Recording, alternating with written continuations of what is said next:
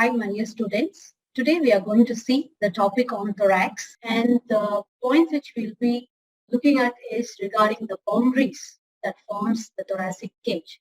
For example, we are going to see the bone which is forming the anterior, posterior, the lateral boundaries for the thoracic cage. So we go in this order. It's going to be the sternum, the typical rib, the first rib, and the typical thoracic vertebrae. This is a plan for today's session. Let's see the anterior boundary, the sternum in the first place. The sternum, as you can see here, it is forming the most anterior part of the thoracic cage. It is like a sword-like bone, which is in front, and it has three parts. This is a manubrium sternum. Number 2 is the body of sternum, and number 3 is a xiphoid process. So this is forming the anterior boundary, and on lateral you can see there are 12 pairs of ribs which actually form the posterolateral and anterolateral boundary for the thoracic cage, and posteriorly you are able to see a bit of thoracic vertebrae. Coming to the sternum itself, it is developmentally, it has been divided into 3 parts. That's why I mark here as number 1, number 2, and number 3. And this sternum is been attached to the costal cartilages on the lateral aspect. You can see the ribs are attaching to the sternum on their lateral aspect. And then you also have the attachment of the first rib going to the manubrium sternum, which you can see here. So they are connected to each other on both the sides. Now, manubrium sterni is also called as a prosternum. So this manubrium sternum is like a quadrangular in shape, as is highlighted here.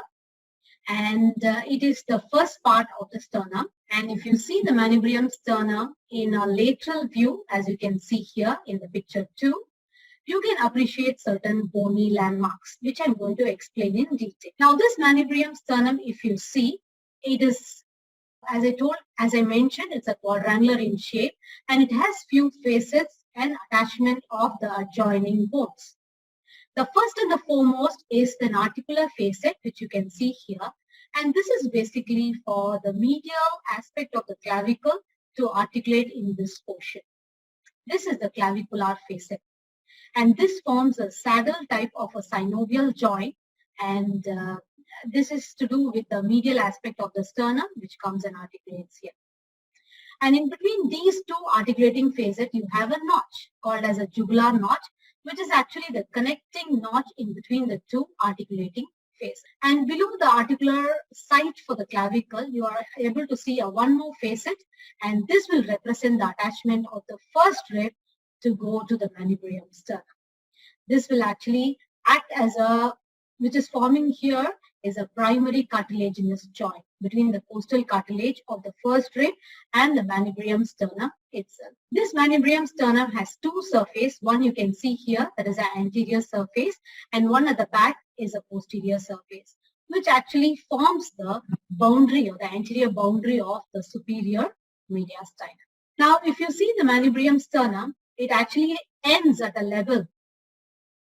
This is the level which marks the end of the manubrium sternum, which is happening at the level of T4, that is thoracic 4 vertebrae. And this part will articulate with the upper end of the body of sternum, which I already showed you, this one. This is the body of sternum.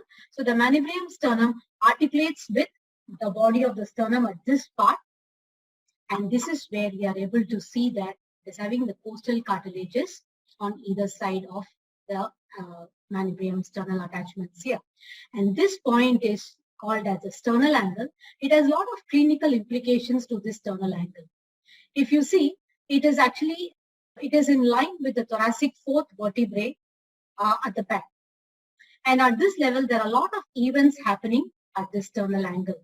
Number 1, it is very useful to start counting the ribs for examination purpose, because this is where we have the articulation of the second rib. The first rib cannot be palpated in our body as it is immediately lying below the clavicle.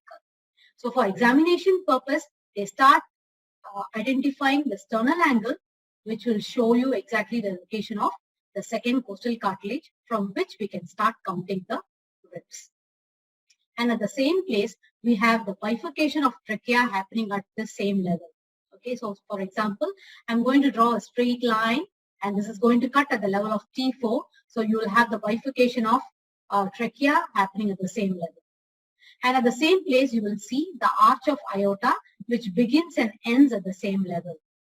Apart from that, we also have the thoracic duct, the longest lymphatic vessel in our body, which actually reaches till the T4 level here and on the right side. And at this point is where it curves and comes to the left side of the mediastinum.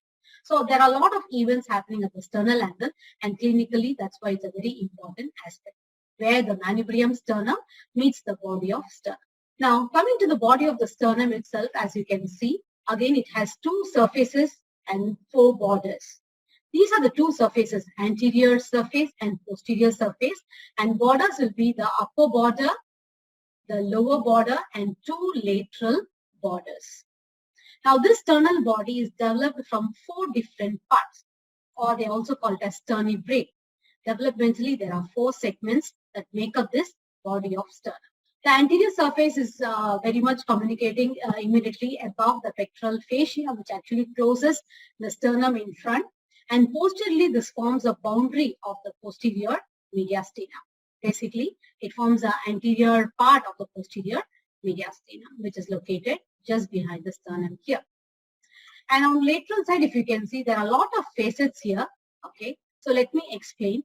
These are the articulating facets of the following ribs. For example, it is having attachment. It gives attachment to partly to the second rib, third, fourth, fifth, and sixth costal cartilages are getting inserted into this lateral aspect of the sternum.